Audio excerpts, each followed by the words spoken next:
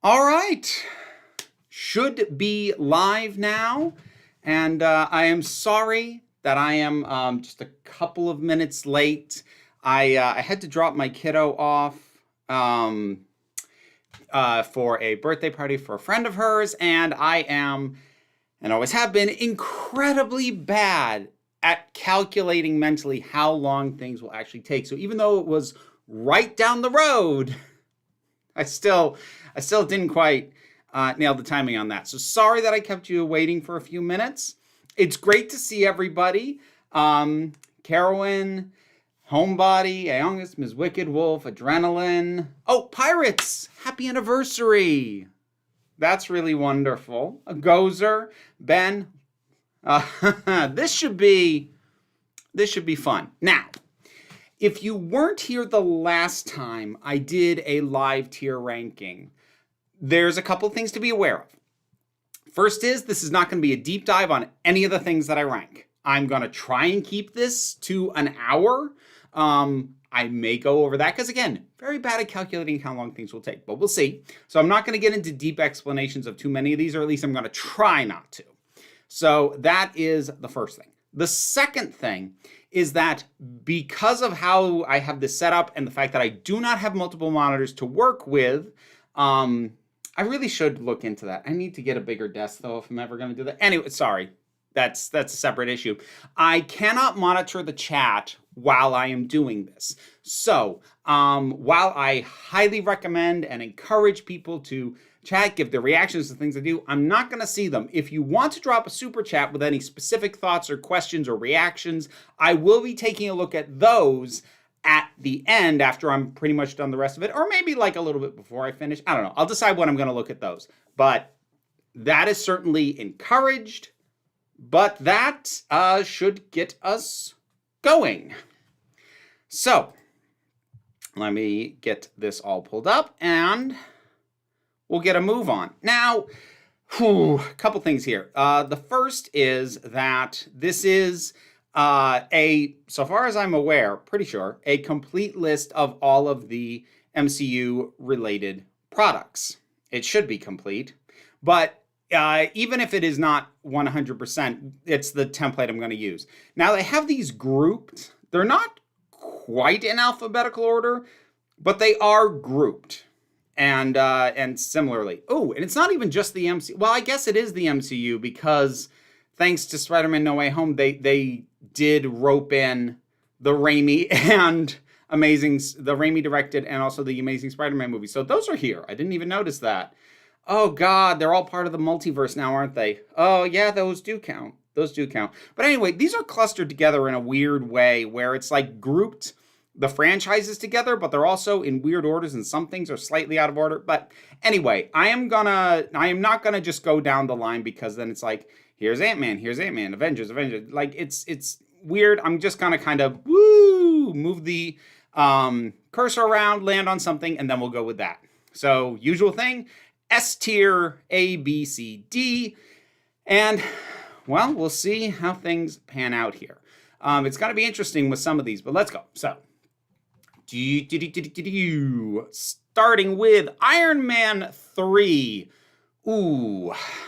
Iron Man 3 is one that I have not revisited outside of having to pull clips from it for when I did the Iron Man MCU body count. So, my somewhat faded memory of this, I'm going to place that at a B tier. It's decent. I don't have the massive issue with the twist that some fans do, the whole Mandarin thing. I think that's a decent enough twist. That said, who the actual villain ended up being was a bit dull. It was an interesting enough approach, and it was entertaining for what it was. Where'd the cursor go? Oh, geez. Marvel Legends. That's just like a, hey, here's what to learn about I've never watched it. That's going on D by default. So the D tier is going to mean two things. It's going to mean it's going to be awesome.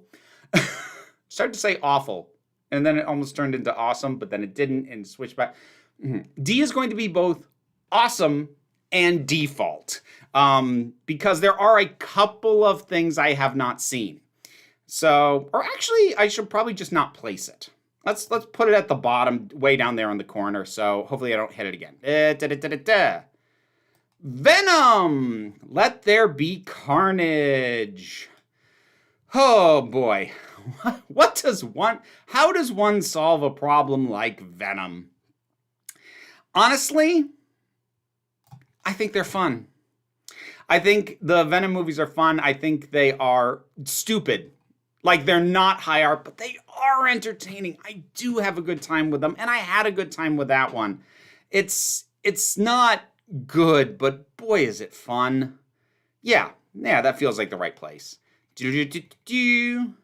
Oh, speaking of which, there's the other Venom. We'll put them both right there. The first one is a little bloated compared to Let There Be Carnage, which is a bit more streamlined and a bit tighter.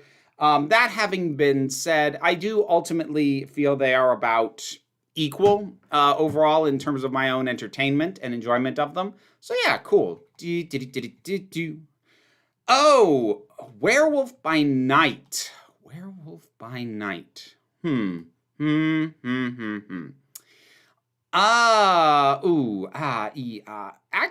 I'm going to put that in the A tier. The more that I think about that, the more I like it. It's a weird piece, and like part of why I'm going to put it there is honestly the novelty of it with its visual approach and its theming and what characters it chose to dive into just felt kind of fresh in an era of the Marvel films that has felt kind of mid in a lot of ways. So yeah, that'll go there. The more I think about it, I feel like the B tier is going to fill up real quick. We'll see. Loki. Now, this will get a second season later this year, but for right now, that's S tier. For me, that is certainly the best of the Disney Plus MCU shows, and I think possibly my favorite of the Disney of the MCU shows. Period, because the Netflix stuff is on here. I really like Loki a lot. I mean, part of it's Tom Hiddleston. He does amazing work in that part, but the entire thing just had really good energy. There were a couple of small stumbling points, but for the most part, it's the only one that I have actually rewatched since it aired, and I'm actually looking forward to a second season. So yeah, no, it's got to be up there.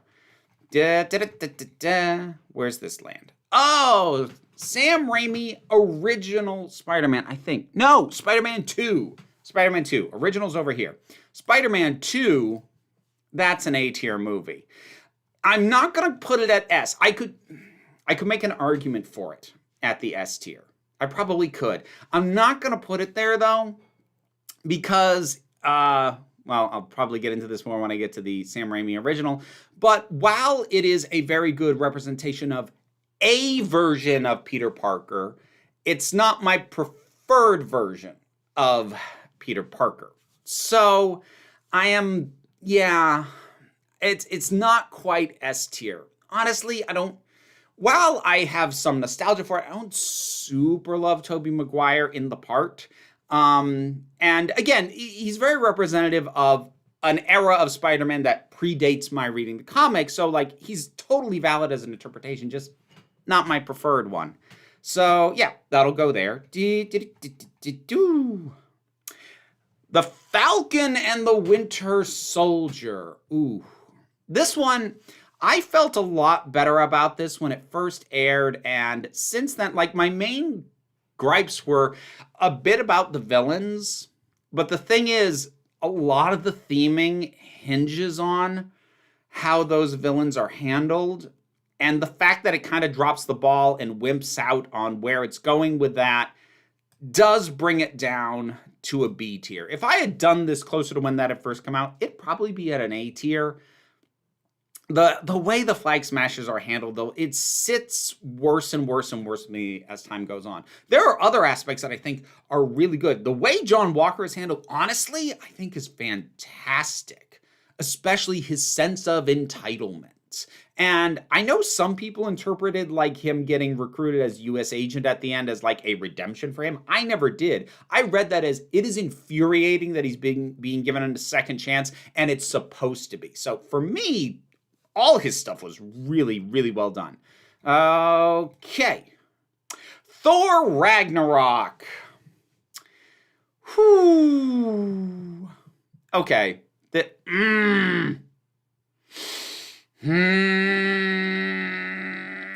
right. Oh, God, this one's going to drive me crazy. I'm going to be unhappy either place I put it. It's between A and B tier, and here's the thing. A lot of what's here is great. It's some of the best Thor material, but it's one of those things where one of the aspects of it hits a very specific nerve for me and something that I cannot stand, which is the casual elimination, dismissal, and or killing of characters that feels thoughtless and cruel in a way that I think is just not fair to an audience. I get that Taika Waititi didn't see the value in the Warriors 3 and was just like, let's just kill them off. I get that. But, you know, I cannot help but think of someone who was like, oh, I really like the swashbuckling one. Or some kid who was thinking, oh, I like the one with the axe who's always eating. He's funny. And they are killed, I don't think, with a single line of dialogue. And that just, it hits me in the worst way. And I know it's not important. I know that. I know it doesn't matter. I know it's it's barely a plot point at all, but that's why it bothers me that they are killed so casually. It really sits so wrong with me, but so much of the rest is really good. If I put it at D, I feel like I'm downgrading it too much on my personal thoughts. If I put it at A, I am going to feel a little bit gross because what I don't like about it, I really hate. B.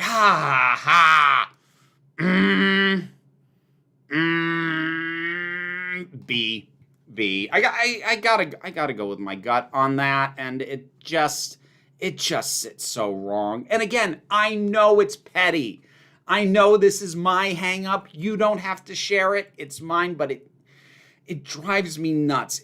Anytime I try and rewatch this movie, I kind of have to jump forward like half an hour, 45 minutes, or at least skip a chunk in the middle because I'm like, I just can't. All right, moving on. Avengers Infinity War. Ooh. You know what? That was S tier material. Like, the Avengers movies often really felt like a proper culmination of what had come before them, particularly in that phase that they came at the end of. Infinity War was big, it was bombastic, it juggled a lot of characters really, really well, and it just hit right. Now, is it perfect? No, and I've seen some very valid arguments in regards to how, say, the character of Gamora is treated more as a prop, and the implication that her abusive father figure did actually love her, and that is kind of gross. That is kind of gross. I freely acknowledge and admit that, and I won't defend it, but I still think it's a really good movie. And while that is a valid criticism, I do think putting the focus mostly on Thanos for this was a very smart move. All right, what do we got? Moon Knight. That's a C. Moon Knight had some really good moments. It started out really well, but it dropped the ball really badly at the back end, where it ended in a big climactic CGI-laden showdown that did not make sense for the story they were telling at all. It made no sense, and it wrapped everything up so quick, and then set up like, ooh, we've got other places to go, and they haven't even confirmed that they're going to do more stuff with this character. Like, it's 5 good to great episodes, and then one 6th episode, and that can feel like an imbalance for me to knock it so much for only one episode. But when that episode is the ending, and it's the feeling you're left with of what everything else was building to ended up being meh, you get the Game of Thrones problem, which is even the good stuff that came before, the bit at the end where it fell apart feels less. It feels lesser because you know that it's not building to anything worth having. So, yeah, I got to put that on C. All right, here we go. Iron Fist, holy crap. D, oh my freaking Lord. Oh, that show was so bad. And somehow, I watched both seasons of that. Well, I say somehow as if I don't know. Spite. I watched it out of spite. The first season especially, because it was so bad. I'm like, I need to talk about how bad this is, but people are going to tell me my opinion's invalid if I don't finish the whole thing. It was so bad.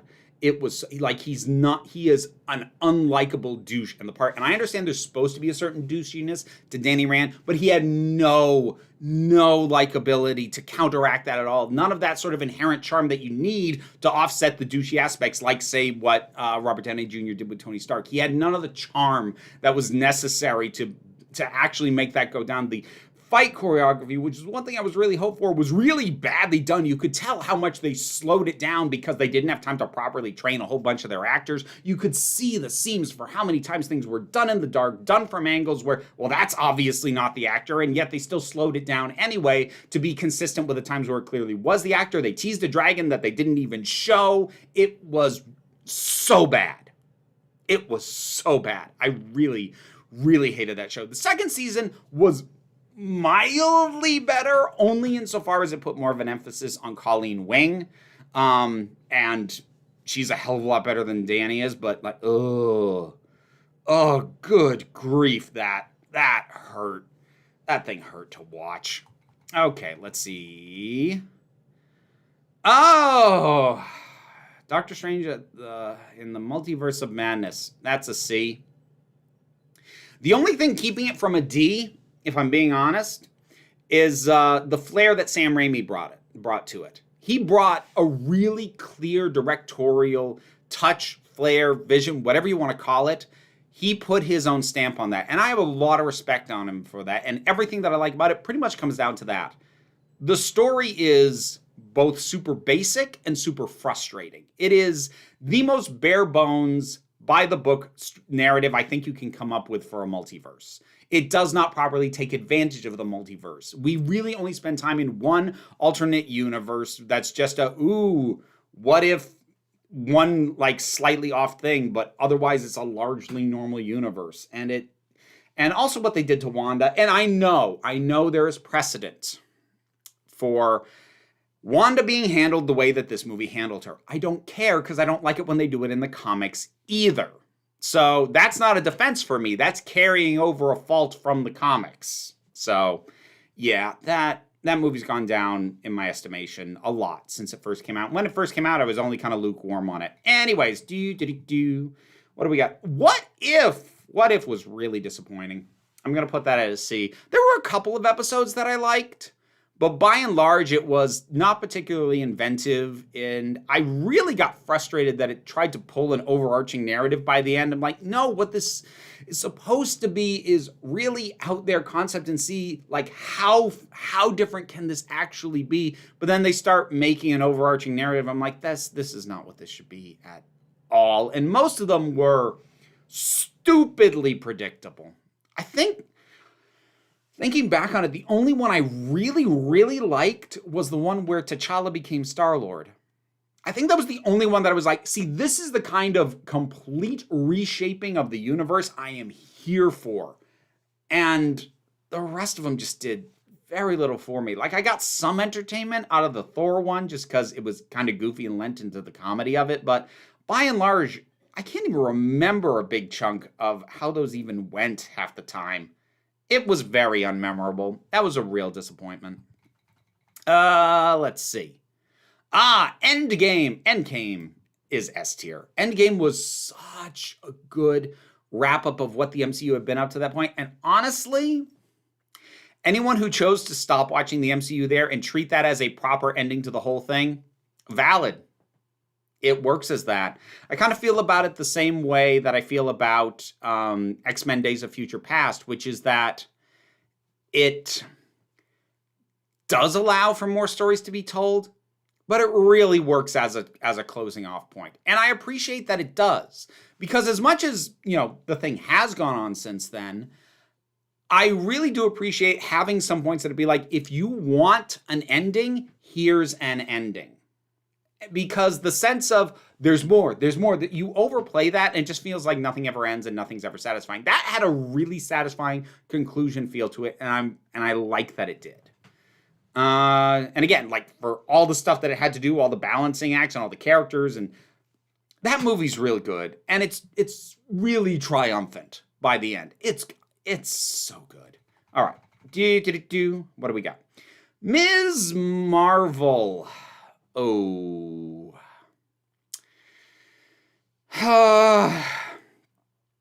This is gonna be all right. I'm gonna nudge it up to a B. I was debating a C, but I think if I were to compare it to the other Disney Plus show that I do have at the C tier, Moon Knight, Ms. Marvel did leave me going, I want to see more of this. Moon Knight left me going, I'm not sure I want to see more than this because I don't know if you know what you're doing. Because they had a really good thing and then ended it in a way that like told me you didn't understand the appeal of your own thing. Ms. Marvel understands what its appeal is. The structure of the show as a whole is a mess. It is doing 2 seasons worth of stuff in one, and it's again, it's frustrating. It's frustrating, disappointing, given how much I like that character and I want to see her get the best shot, but it did let me down. But the stuff that is good in it, primarily the cast that is in it, does bring it up to the B tier. All right, what do we got? Guardians of the Galaxy, the first one, it's a solid B. I appreciate it sort of more for signaling to the MCU it's okay to be weird. It's okay to at least try and start to be more colorful, because things were kind of entering into a sort of grayed out color palette around that point. And actually, Guardians of the Galaxy has that a little, but it was a film that obviously would have benefited from a brighter color palette. And I feel like the mood and the tone helped move Marvel into that later on. It's a good solid cast. It's a good ensemble. I don't feel a ton of attachment to it outside of like, yeah, this is the kind of thing that I'm very happy to see within this universe. It's good. It's a fun time. All right. What do we got? Captain America, the First Avenger.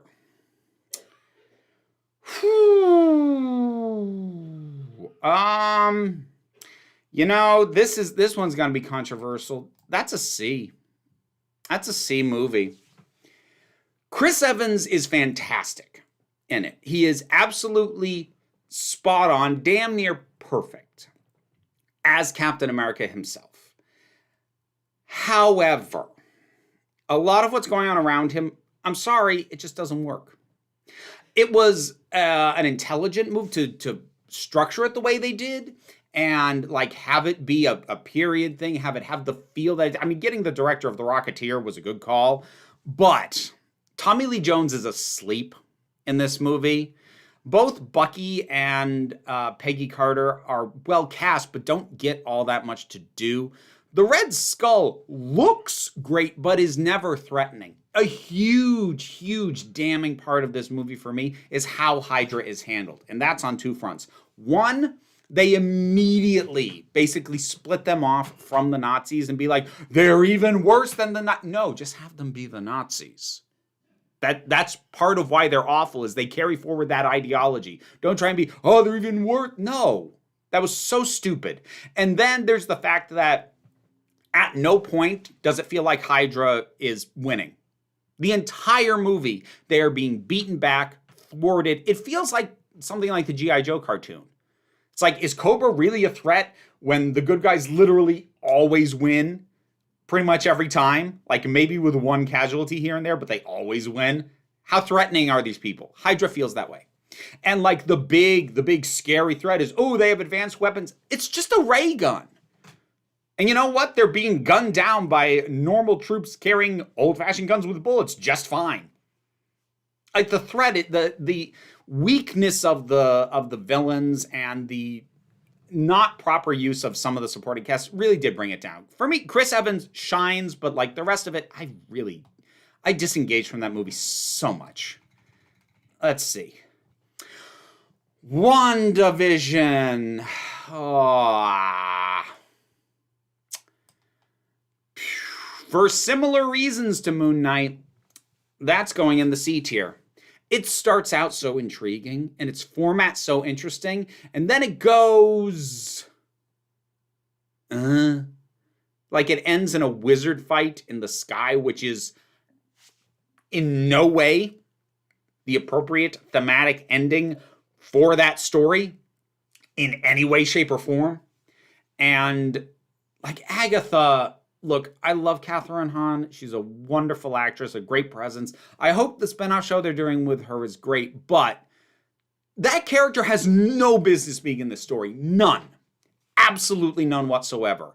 And her appearance and the fact that they could have the brilliant idea of casting Evan Peters as fake Pietro, but then do literally nothing with that idea beyond the pop of the reveal. By the end, it was so much squandered potential, and it started out so interestingly that it has the same problem as Moon Knight. Like, you had something, but I don't think you even knew what was good about your own product, because how you chose to end it, to me, says you didn't understand. Like, this was a big part of what was so great about Loki. Yes, there is a fight towards the end, but it's not with the big villain just shows up in the final episode and just talks. And on paper, that's terrible, but in practice, I loved it. I was mesmerized by it. And I was so relieved. It was not like a big fight. It was a philosophical divide. It was a philosophical question of what do we do in this situation, which is what that ending should have been. And it's what the ending to something like Moon Knight or WandaVision should have been, but wasn't. Anyways, let's see. Captain Marvel. You know what? That's an A-tier movie. That's one that's grown on me because I have rewatched it, and it part of its nostalgia, I will grant, it is evocative of the 90s, not just for being set there, but just in its approach to storytelling. So, like, I'm a little bit of a mark for that, I will grant. But I think the performances are good. I love that the ending confrontation is Jude Law's character being all like, face me without your powers, and she just blasts him into a rock. It's like, no, I'm not following your rules. Good, awesome, fantastic, appropriate, thematic ending for, I think, a really fun, pretty strong movie overall. I know that a lot of the initial backlash was BS, but I feel like it hasn't gotten the proper reassessment that it deserves following all of that. So, moving on from there, Captain America: The Winter Soldier. That is an A-tier movie. That was a big step up from First Avenger in terms of, like, really leaping forward into a completely different genre and bringing that sense of political intrigue and bringing in someone like Robert Redford, but that was beautiful. But having Cap on the back foot, giving that philosophical divide between him and Fury, and then even a further divide between Fury and the other people heading up S.H.I.E.L.D. I really like how that was approached. I like the focus on Bucky and Steve's relationship. I like that we didn't get full resolution on that, but it still felt like it ended at a climactic moment. That was a good point to end for that movie, even though there was more places to go later. It's just really well put together. I get why the Russo brothers were kind of given the reins of the bigger projects after they put that together, because it's really good. Let's see. Iron Man 2. It's forgettable as hell, that movie. There is so little worth remembering. There's like the image of Tony in the donut. There's the introduction of Black Widow. And like, it doesn't leave a horrible impression, but it leaves almost no impression whatsoever. Not even going to say anything more about that. What do we got? Ant-Man, the first Ant-Man. B. That's a B-tier movie. It's fun. It's a good time. I liked some of the comedy vibe. There was some inventiveness to some of the action scenes.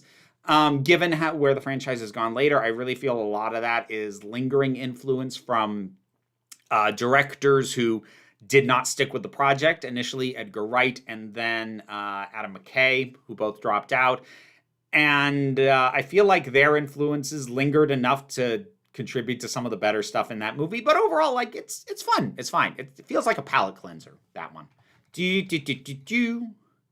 Spider-Man 3. Ooh, boy. okay. I know this has gotten a critical reassessment in some circles. I still really think it's trash. I really, really do.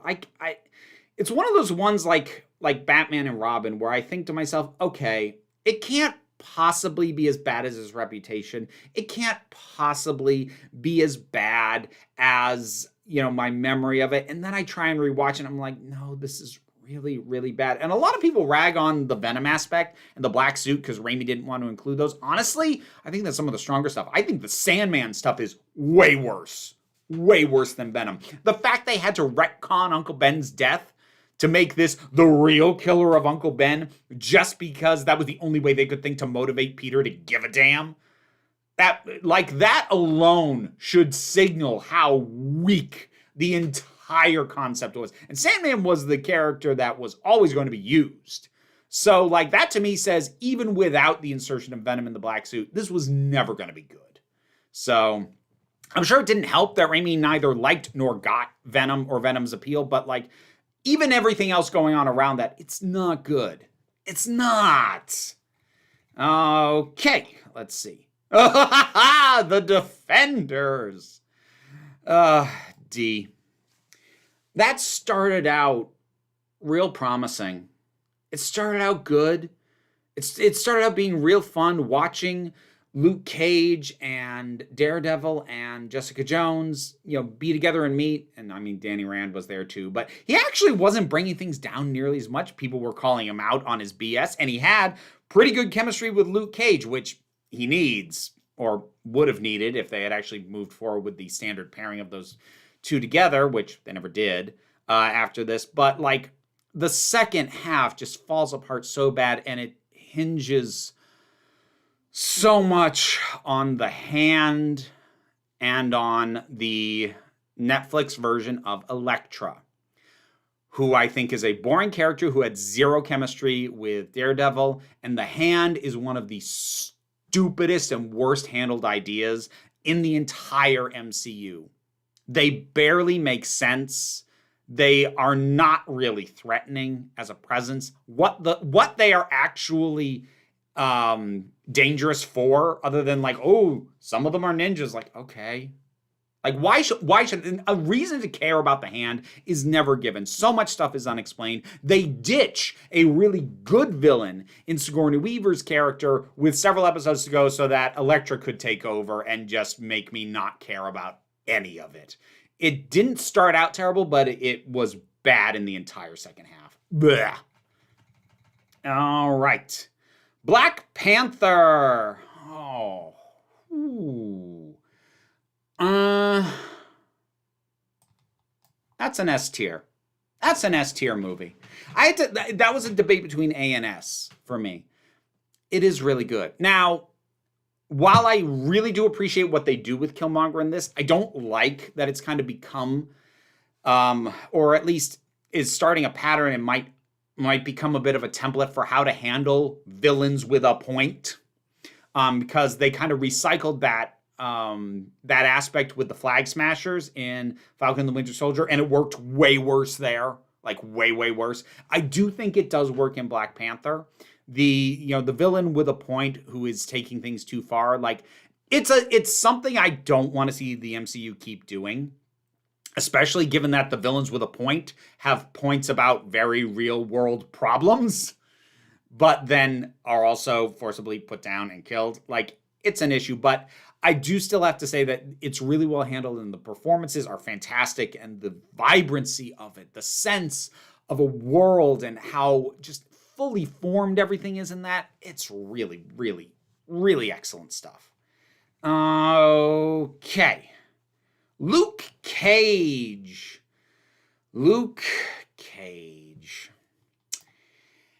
It's going in the C tier. It,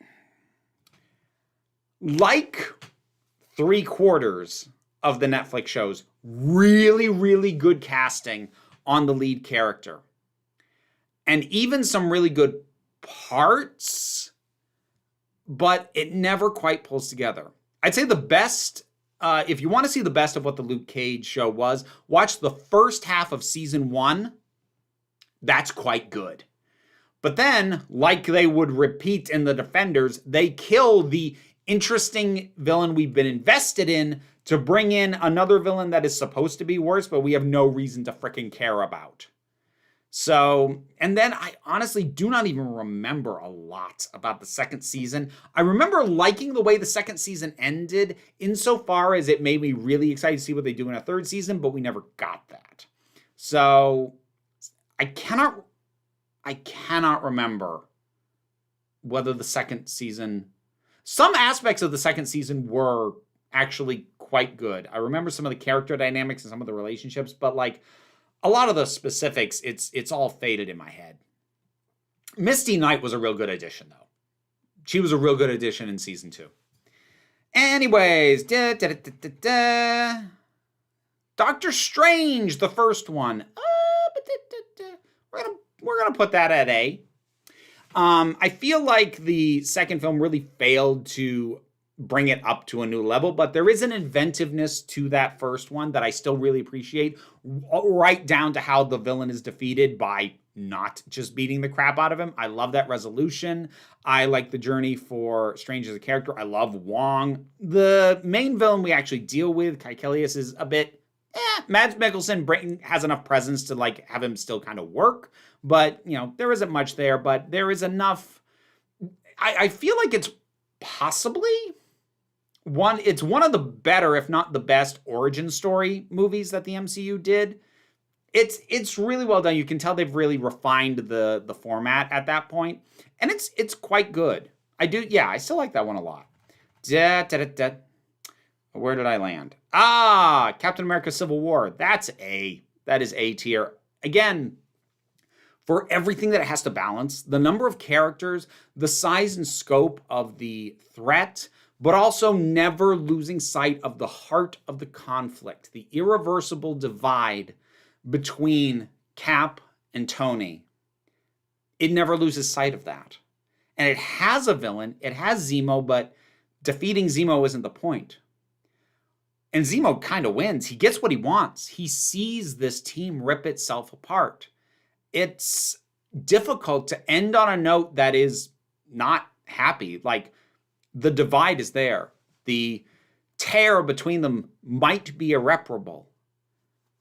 To have it end on that and still have you come away from the movie going, yeah, and have that feel satisfying, that's hard.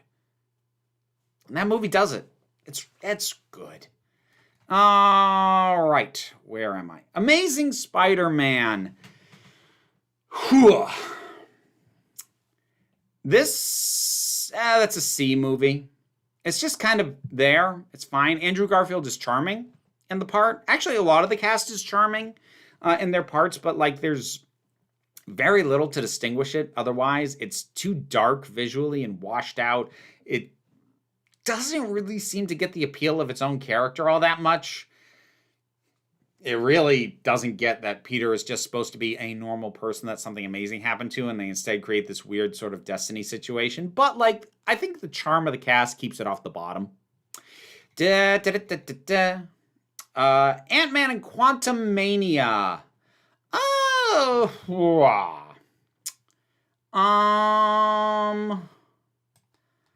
See, this is between B and C. Like, I did enjoy it. I did. I had fun. But I have to admit that there isn't really much that I ever need to go back to. I'm going to give that a C. I feel like if I ever rewatch it, it's mainly just going to be to see Jonathan Majors again, and the rest of it is fine. I don't actually think very much of it is bad. It's just not enough of it is good to bring it up. Like, the performances are fine for the most part. Jonathan Majors is a big draw for me in this. And, like, there isn't really very much that I'm like, oh, that's bad. And I include MODOK in that. But there isn't really much that's good. So it's not a confluence of bad things. It's a lack of good things that's going to put it there. Yeah. Avengers, the first one.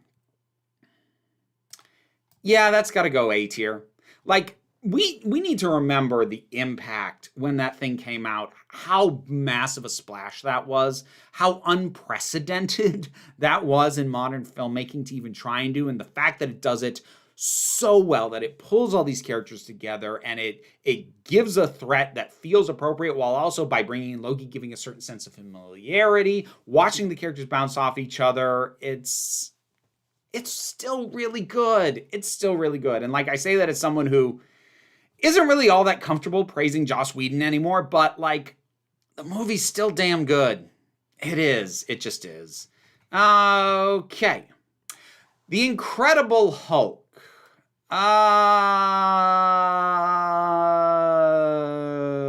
C. Mainly for forgettability. Like, I kind of remember it largely as oh, right, that happened, didn't it? And a bit like Ant-Man Quantumania, I don't think there's really that much that's wrong with it.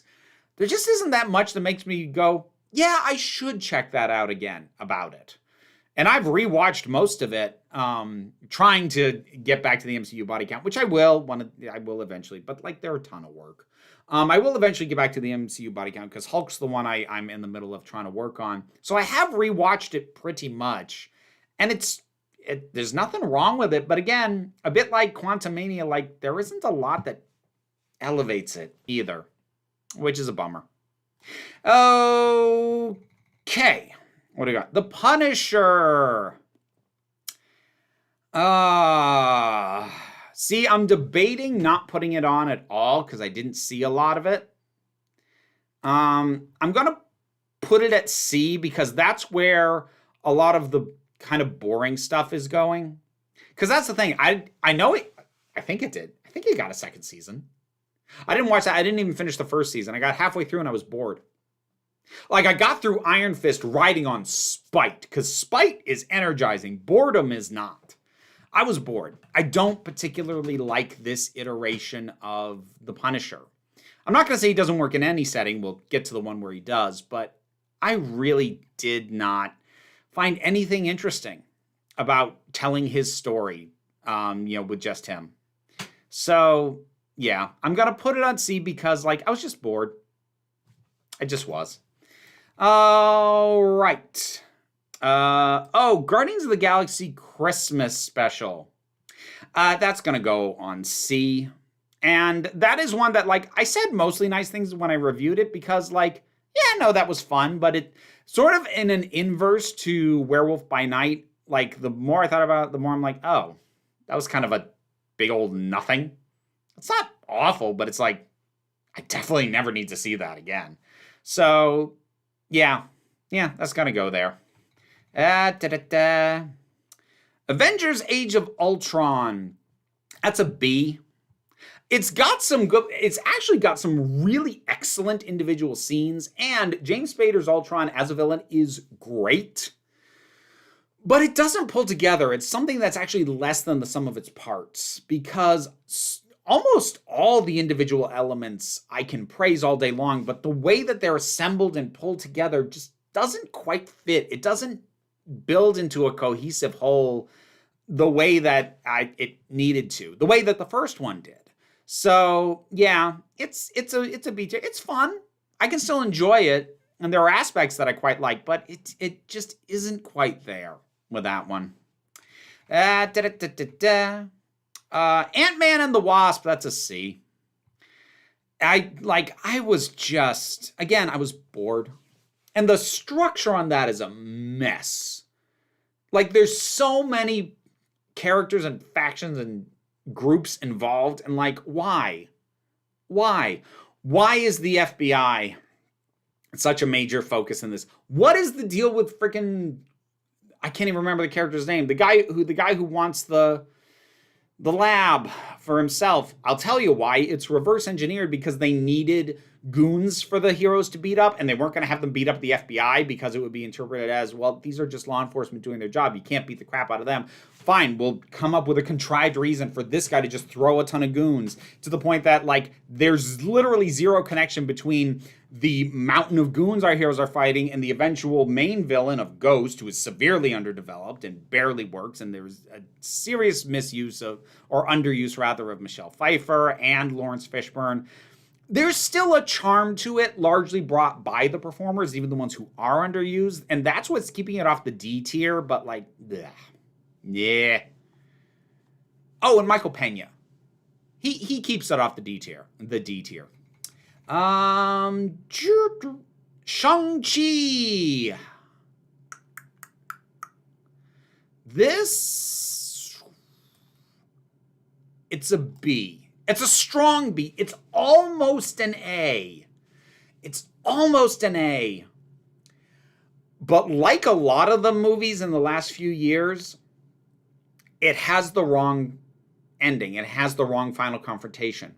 Because it has the final confrontation it should have between Shang-Chi and his dad, which is where all the emotional core of this is. And then the movie goes on for another 10 minutes with a big CGI battle between a monster and a dragon. And like, it's visually impressive, but I don't care because the emotional heart of the narrative is already been resolved and dealt with. So why are we still going? And that, again, that failure to recognize what story you're actually telling and to end it appropriately at the appropriate point, which is a problem that plagued WandaVision, and it was a problem that plagued, what else? There was something else I said about Moon Knight, and that is a problem that I might even be knocking the movie more than it deserves for this. I feel like I'm dragging it down more than it deserves. It is A because up until that point, here's the thing. Here's why I just moved it up to A. I stand by everything I just said, but it doesn't have the wrong final confrontation instead of the correct one. Because that's what happened with WandaVision, with Moon Knight. And those just have the wrong final confrontation, the wrong climax. Shang-Chi does have the correct climax. It just then also has another one on top of that. So I'm okay shifting it up to A because it's not lacking the right ending. It just doesn't end on it. So that is ultimately less of a sin than just flat out having the wrong climax, which is what some of the others had. Yeah, I feel good about that. Wakanda Forever. This one is tough. This one is between A and B for me. There's a lot of good stuff. There's some fantastic performances in this, especially. And it's really interesting as a piece of art that stands as an act of mourning, that you get that this was made as in honor of the death of Chadwick Boseman. That having been said, while I do like Namor as a character, having him be the main villain feels off in some ways. And also some of the specific decisions, like I don't think it was necessary or even wise to actually kill off the Queen. I am going to slot it in the A tier. I feel like I need to sit and ruminate on it a little bit more. I'm going to give it the benefit of the doubt today, though. What is this? Spider-Man. No Way Home. No Way Home. No Way Home. No Way Home.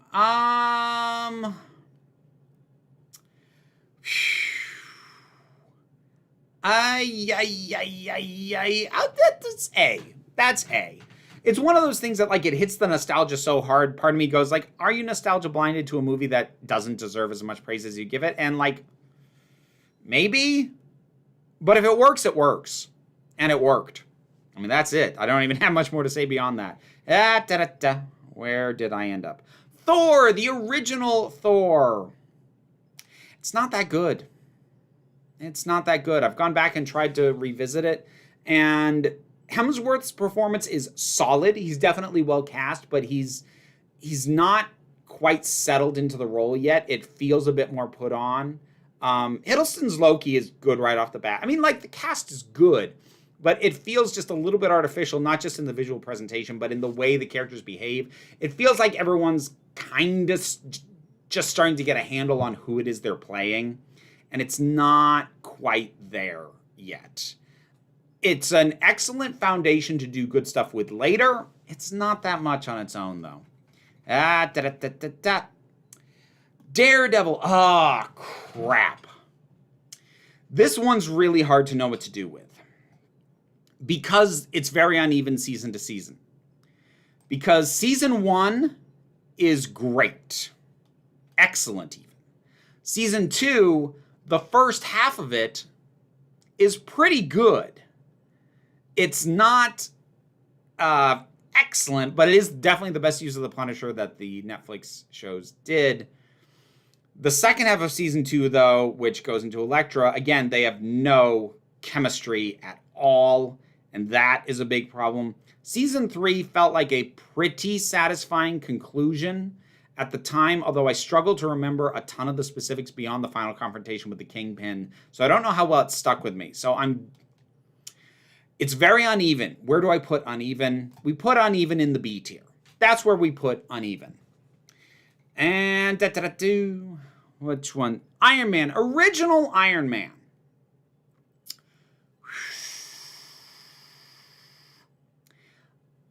Even as I place this, I'm going to say I understand. I'm kind of giving it credit for kicking the whole thing off, maybe even more than it deserves, taken as a movie unto itself, but I'm going to put it in the A tier.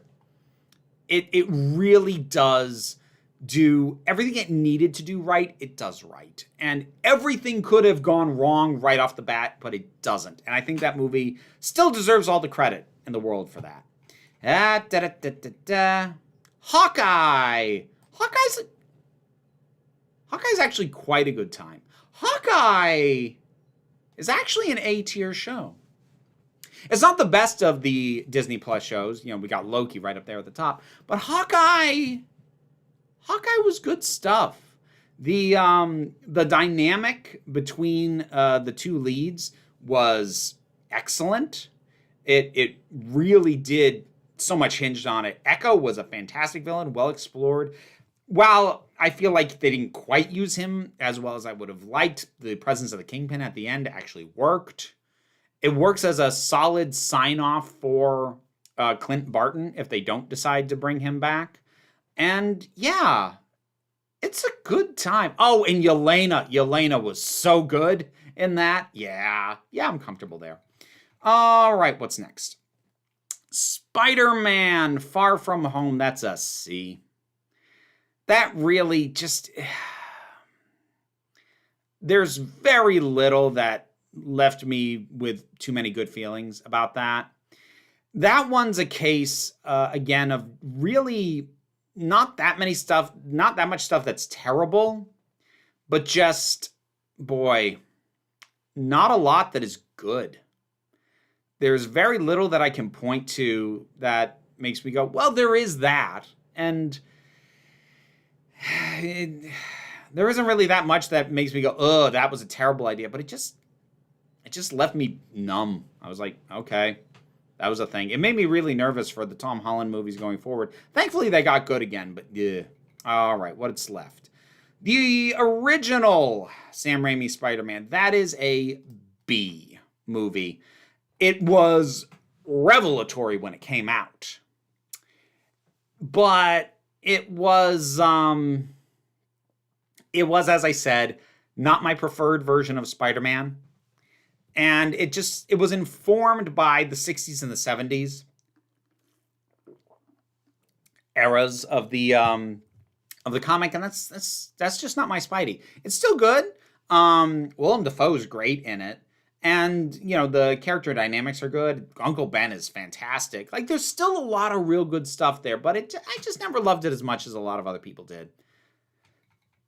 Okay, what's left?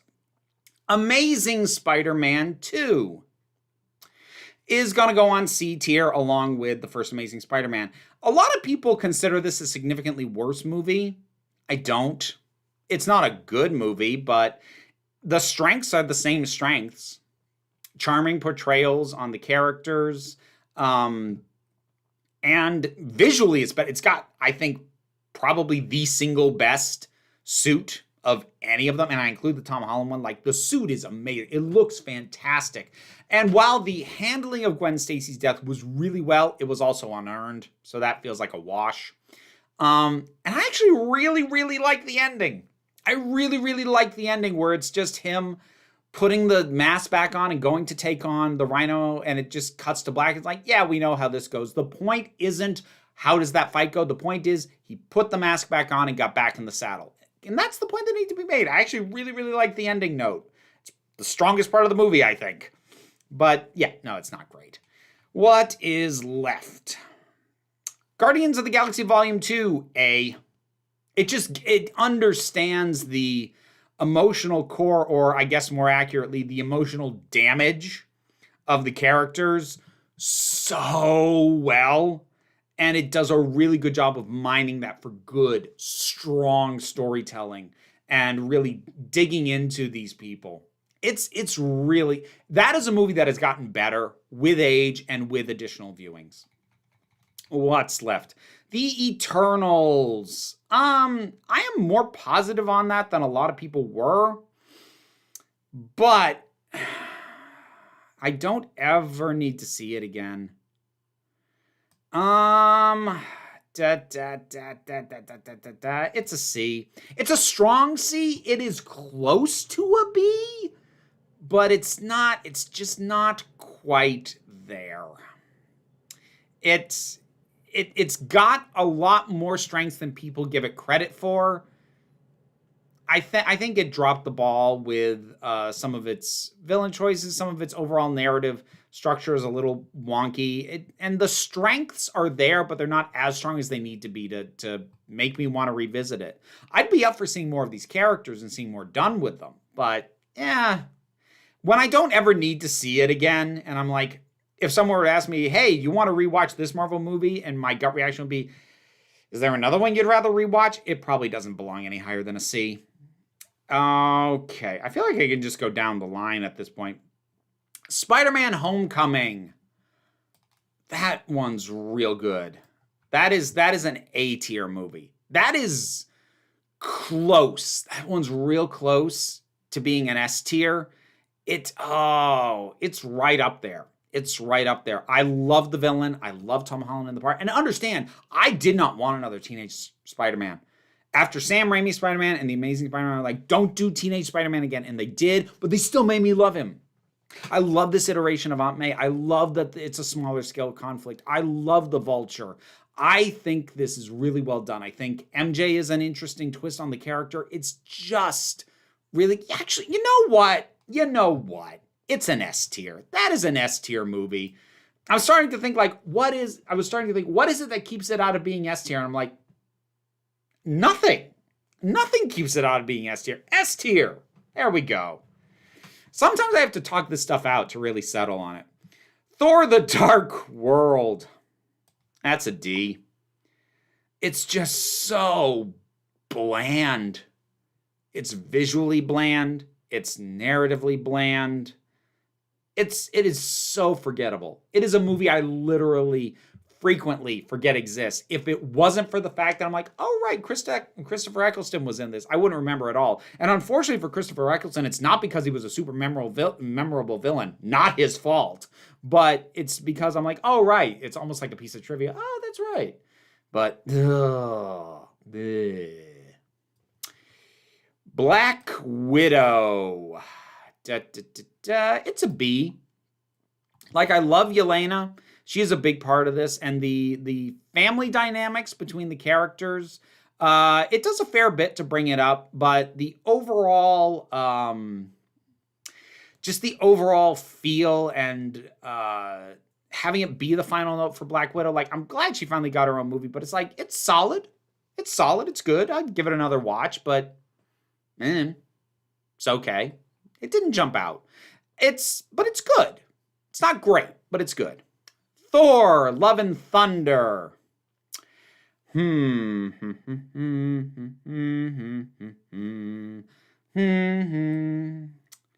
All right, let's put that in the B tier. I like it a lot more than a lot of people like it. A lot of people really hate it. I actually find it to be a lot of fun. I will grant that it's very popcorny. It's pretty disposable. It is arguably a bit of a waste of the concept of Jane Foster wielding Mjolnir. It doesn't do as much with that as could have been done. But everybody just seems to be having so much fun. They're having so much fun being there. I think the villain was pretty well handled. I love the kids getting empowered for the climax. I love that to death. I remember hearing so many bad things about this and then going to see it in the theater and sitting there thinking, when does it get bad? Because I'm having fun with this. I debated putting this in the A tier. The thing is, while it is fun, it's got a lot of good stuff, not a lot of great stuff. And good, not great, that feels like B tier assessment to me. Jessica Jones. Ugh. So, Jessica Jones is another one that I have not seen every season. I saw the first season, which is incredible. It's like maybe an episode or two too long, but it's incredible. The second season just didn't know what it was doing. And I started to watch the third season and realized I didn't care and didn't finish it. So that makes it uneven with a super solid start, which makes it of the same caliber as the Daredevil show, even though I think it has the better first season than Daredevil season 1. But that's going to put it in the B tier. Uneven. Uneven stuff goes in the B tier. We're almost done because I Am Groot I have not seen, so that stays off the list. So, She-Hulk. She-Hulk. It's a B, but it's a weak B. It pulled it together at the end. The last 3 episodes are basically exactly what I wanted the rest of the show to be, and it failed to be. And a lot of what the rest of the show was bugged the heck out of me. Really drove me up the wall. Because I love She-Hulk. I love She-Hulk, and in specific, I love the runs that this is pulling the most from. And yet it didn't work for so long. But the fact that those last 3 episodes are as good as they are, and the fact that it ends so well, like I've talked more than a few about these, especially the shows where they started out promising and fell apart. I need to give it credit, as rough as the front end of it was. I need to give it the credit it deserves for pulling it together in the back end. Because if you're going to do anything strong, finishing strong, that has to count for something. Because starting weak and finishing strong will always be preferable to starting strong and falling apart. It would be better if the whole thing could be strong, but I got to put it there. And that leaves us with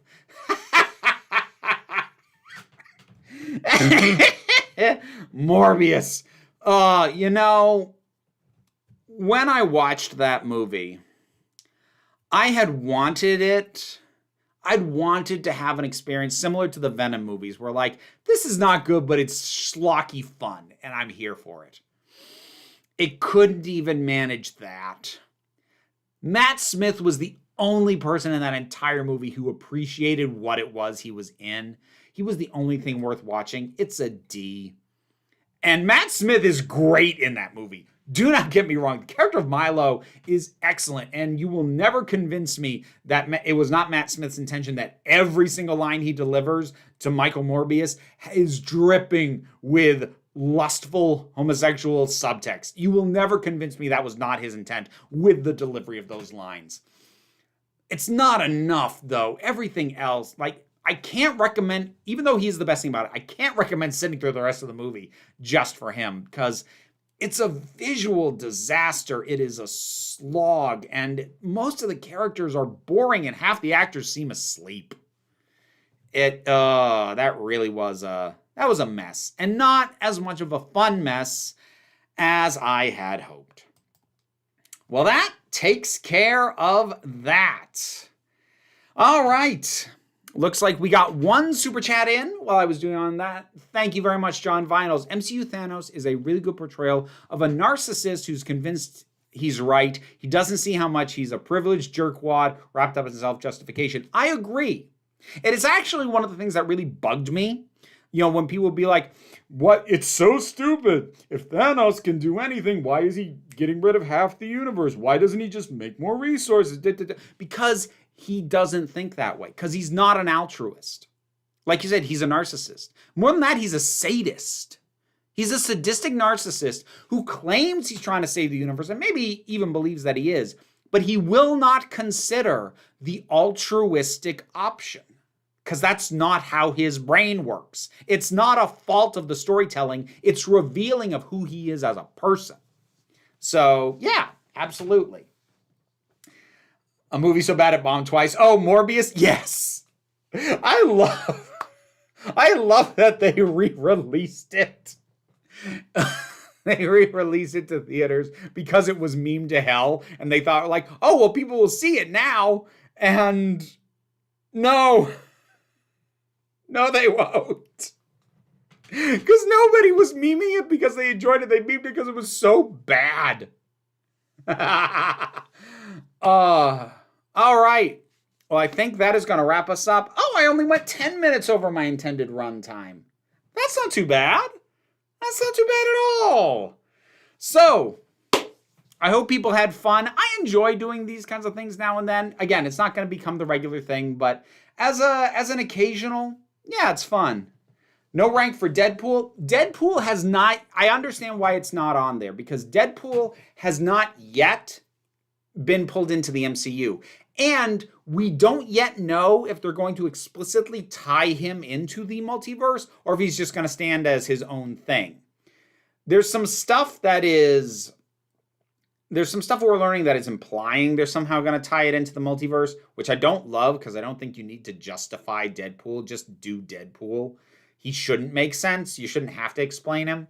But I suspect that a tier like this, once Deadpool comes out, especially if it gets tied into the multiverse, that this tier is going to become way, way, way bigger. Because like how they had all the Spider-Man movies here, because the multiverse confirmed that they're all tied together, they would have to do the same with all the X-Men stuff, which would make this whole thing a much, much bigger project. I want Moon Knight to be a standalone thing. I worry that the DID representation is going to fall by the wayside if they try to connect it to anything. That's distinctly possible. No Inhumans, though. Yeah, you're right. Oh, also Agents of S.H.I.E.L.D. isn't on there. I wonder if it's because, honestly, the MCU, Kevin Feige and others have been really squirrely about confirming either of those.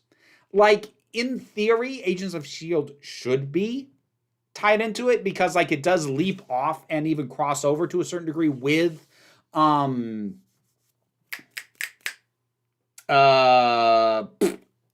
America the Winter Soldier.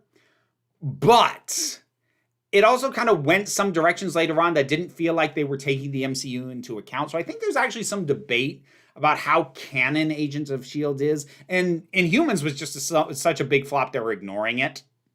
Whereas there were more explicit things, like now that Daredevil has been pulled into the MCU with Charlie Cox, even though Kevin Feige is being a little squirrely about are the Netflix series as we saw them, are those canon? We don't have a definitive answer yet, but we've had multiple characters pulled in so far, and so it just seemed like the safer bet to put them there. Now, granted, I didn't make the tier ranking. I'm trying to just sort of think through what the rationale would be.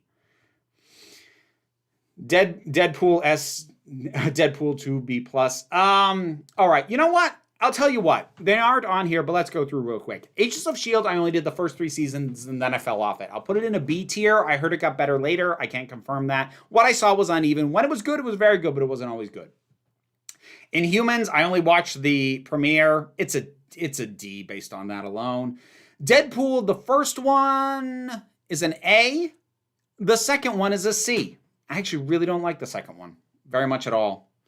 John Vinyl's coming in once more with a super chat. And that, my friends, is why Thanos and Tony are such good foils for each other and why Tony being the one to take him down works so freaking well. I think they actually kind of lucked out there because having Tony be the one to take him down and sacrifice himself to do so was probably a decision largely influenced by he's leaving and this is the character that started it. But it does happen to rhyme very well thematically with those two.